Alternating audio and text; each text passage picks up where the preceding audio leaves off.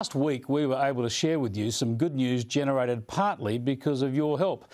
We were championing the cause of Mark Killian and his wife Annalie, who were stuck in hotel quarantine in Sydney, fully vaccinated, but unable to go and see Mark's dying dad, Franz, in Queensland. Well, last week, thanks in part to a petition many of you signed and the words of experts and politicians we interviewed, thanks in part to all of that, they got that wish.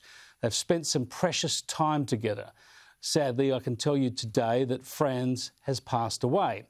But he passed surrounded by his family and his son right there with him.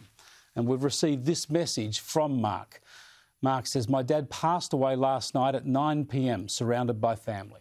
If it wasn't for you," he's writing to producer Tanika Roulion, "if it wasn't for you and Chris and others, and indeed the Australian people, we would never have been able to have these last 6 days to be there with my dad and hold his hand as he slipped away.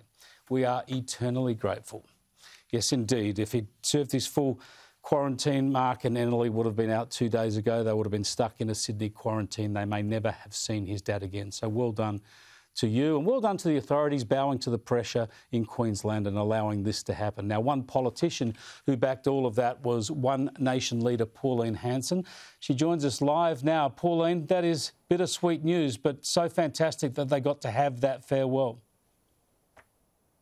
Oh, Chris, it was so good to hear that. And like you said, it was due to the public out there that signed the petition and people calling for it. So pleasing to hear. And it's still sad to hear of his passing, but they had that special time with him. It sure is. It would have been just horrendous to miss out by a couple of days from that farewell. So thanks, Mark, for letting us know. And sympathies from all of us here to you and your family. Pauline, this does, though, go directly to today's news about the path forward for the pandemic in this country, because the compromise the Prime Minister has had to throw the premiers is a 50% reduction in Australians coming home through hotel quarantine. So these sorts of problems, and we've seen numbers of them, people trying to get back here and all sorts of traumas because of that, that's going to become even harder, right? It will be harder. It's estimated there's about 34,000 Australians that are still stranded overseas and who do want to come home. Now, it's a shame that they can't get back here purely because of hotel quarantine. They've got nowhere to put them. If these people have been tested negative for COVID, if they've had the vaccination, which we're all being told have the vaccination and we will all be safe. If that be the case, Chris, why are we stopping them from actually coming home? If they've had the vaccination, if they are tested negative, why can't they actually go back to their own homes and quarantine in their own homes with the undertaking they will not go out into the public?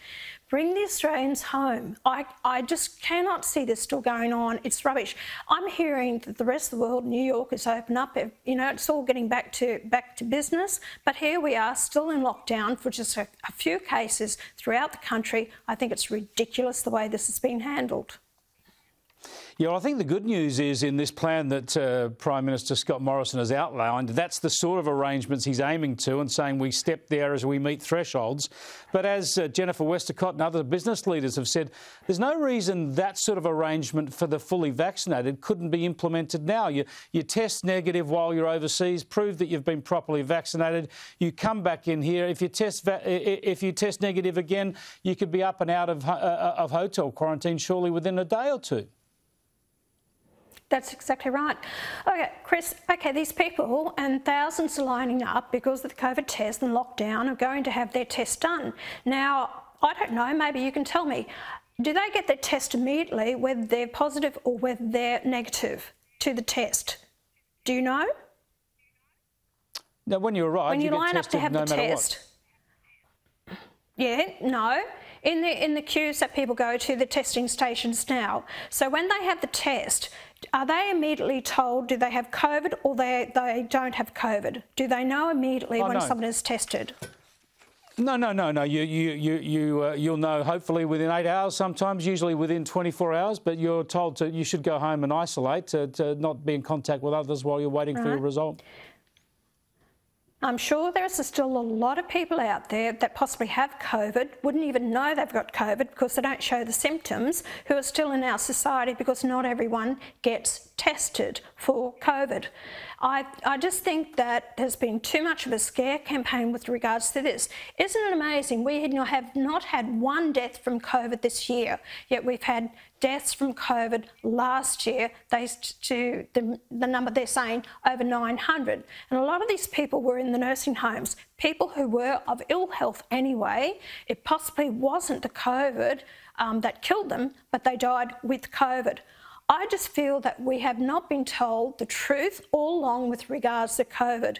And shutting our country down, you've got businesses that are struggling, you've got people with depression, you've got children going through problems because they can't go to school and get their education. You've got domestic violence on the rise, you've got businesses going under. I think it's disgraceful. Well, there's no doubt, of course, that there's been a lot of fear-mongering going on, and a lot of the facts about the deaths that occurred last year, the lack of deaths this year, the asymptomatic infections, the very mild infections, and the very low threat to young, healthy adults.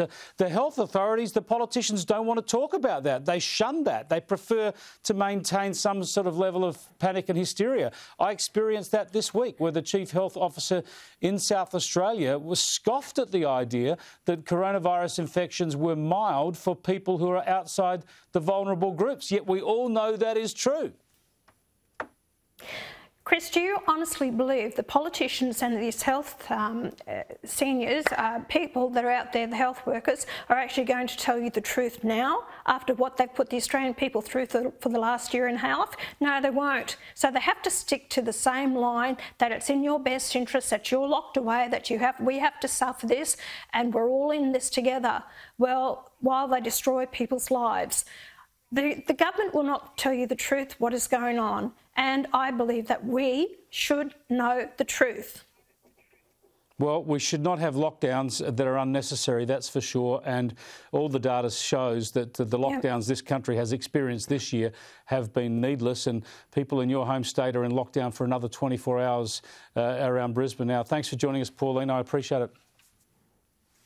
Thanks, Chris.